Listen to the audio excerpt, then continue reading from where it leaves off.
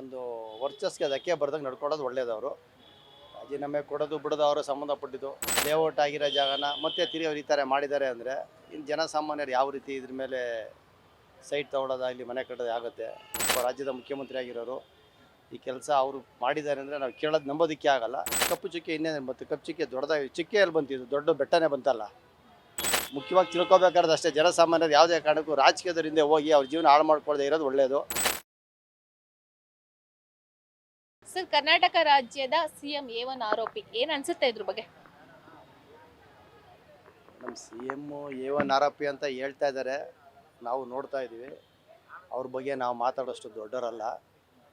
ಹಾಗಾಗಿ ಅವ್ರೇನಾದ್ರು ತಪ್ಪ ಮಾಡಿರೋದಾಗಿದ್ರೆ ಆ ತಪ್ಪನ್ನ ಅವರೇ ತಿದ್ಕೊಂಡು ಅವರ ಒಂದು ವರ್ಚಸ್ಗೆ ಧಕ್ಕೆ ಬರ್ದಂಗೆ ನಡ್ಕೊಳ್ಳೋದು ಒಳ್ಳೇದವರು. ರಾಜೀನಾಮೆ ಕೊಡೋದು ಬಿಡೋದು ಅವರ ಸಂಬಂಧಪಟ್ಟಿದ್ದು.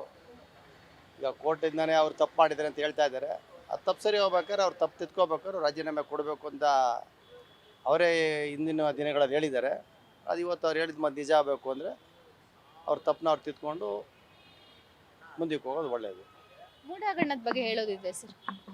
ಮೂಡದ ಬಗ್ಗೆ ನಮ್ಗೆ ಗೊತ್ತಿಲ್ಲಮ್ಮ, ಯಾಕೆ ನಾವೆಲ್ಲ ವಾಸ ಇರೋದು ಬೆಂಗಳೂರಲ್ಲಿ. ಮೂಡದಲ್ಲಿ ಟಿ ವಿಯಲ್ಲಿ, ಪೇಪರಲ್ಲಿ ಮತ್ತು ನಿಮ್ಮ ಮಾಧ್ಯಮದಲ್ಲೆಲ್ಲ ನೋಡಿದ ಪ್ರಕಾರ ಆಲ್ರೆಡಿ ಕನ್ವರ್ಟರ್ ಆಗಿ ಲೇಔಟ್ ಆಗಿರೋ ಜಾಗನ ಮತ್ತೆ ತಿರುಗಿ ಅವ್ರು ಈ ಥರ ಮಾಡಿದ್ದಾರೆ ಅಂದರೆ ಇನ್ನು ಜನಸಾಮಾನ್ಯರು ಯಾವ ರೀತಿ ಇದ್ರ ಮೇಲೆ ಸೈಟ್ ತೊಗೊಳೋದಾಗಲಿ ಮನೆ ಕಟ್ಟೋದು ಆಗುತ್ತೆ. ಅಂಥವರೇ ತಿಳಿದಿರೋರು ಮಾಡಿರೋರು, ಒಬ್ಬ ರಾಜ್ಯದ ಮುಖ್ಯಮಂತ್ರಿ ಆಗಿರೋರು ಈ ಕೆಲಸ ಅವರು ಮಾಡಿದ್ದಾರೆ ಅಂದರೆ ನಾವು ಕೇಳೋದು ನಂಬೋದಕ್ಕೆ ಆಗಲ್ಲ. ಈಗ ಕೋರ್ಟ್ ಆ ಥರ ಮಾಡಿದ್ದಾರೆ ಅಂತ ನಿಜ ಅಂಶ ಬಂದಾದಮೇಲೆ ಅದೇನು ತಪ್ಪಾಗಿದೆ ಅದನ್ನು ಅವರು ಸರಿಪಡಿಸ್ಬೇಕು. ಕಾನೂನು ಪ್ರಕಾರ ಎಲ್ಲರಿಗೂ ಯಾವ ರೀತಿ ತಪ್ಪಿಗೆ ಶಿಕ್ಷೆ ಅಂತಿದೆ ಶಿಕ್ಷೆನ ಅವರು ಅನುಭವಿಸ್ಬೇಕು ಮೇಡಮ್, ಅಷ್ಟೇ. ಇನ್ನೊಂದು, ಸಿಎಂ ಸಿದ್ದರಾಮಯ್ಯನವರ ರಾಜಕೀಯ ಭವಿಷ್ಯದಲ್ಲಿ 40 ವರ್ಷದಲ್ಲಿ ಕಪ್ಪು ಚುಕ್ಕಿ ಇಲ್ಲ ಅಂತ ಅವ್ರು ಹೇಳ್ಕೊಂಡಿದ್ದಾರೆ. ಅಂದ್ರೆ ಇವಾಗ ಮೂಡಾಗಣ್ಣ ಒಂದು ದೊಡ್ಡ ಕಪ್ಪು ಚುಕ್ಕಿ ಆಗುತ್ತೆ ಅವ್ರ ರಾಜಕೀಯ ಭವಿಷ್ಯಕ್ಕೆ ಅಂತ? ಆಲ್ರೆಡಿ ಆಗೋಗಿದೆಯಲ್ಲ, ತಪ್ಪಾಗಿದೆ. ನಾವು ಕೋರ್ಟನ್ನ ಮತ್ತು ಕಾನೂನ ಎಲ್ಲ ನಾವು ಏನಿದೆ ಶಿಕ್ಷೆ ಅದು ಅನುಭವಿಸ್ತೀವಿ, ನಾವು ಕೇಸ್ನೆಲ್ಲ ನಾವು ಫೇಸ್ ಮಾಡ್ತೀವಿ ಅಂತ ಅವರೇ ಒಪ್ಕೊಂಡಿದ್ದಾರಲ್ಲ. ಮತ್ತು ಅಲ್ಲಿ ಕಪ್ಪು ಚುಕ್ಕೆ ಇನ್ನೇನು ಬಂತು, ಕಪ್ಪು ಚುಕ್ಕೆ ದೊಡ್ಡದಾಗಿ ಚುಕ್ಕೆಯಲ್ಲಿ ಬಂತಿದ್ದು ದೊಡ್ಡ ಬೆಟ್ಟನೇ ಬಂತಲ್ಲ. ಗೊತ್ತಿಲ್ಲದಿರ ಮಾಡೋದಕ್ಕೆ ಕಪ್ಪು ಚುಕ್ಕೆ ಅಂತೀವಿ, ಗೊತ್ತಿದ್ದು ನಾವು ಆಲ್ರೆಡಿ ಮಾಡಿದ್ದೀವಲ್ಲ. ಹೊರಗಡೆ ಸಾಮಾನ್ಯ ಜನಕ್ಕೆ ಗೊತ್ತಿರಲ್ಲ ಅಂತ ಒಪ್ಕೊಳ್ಳೋಣ.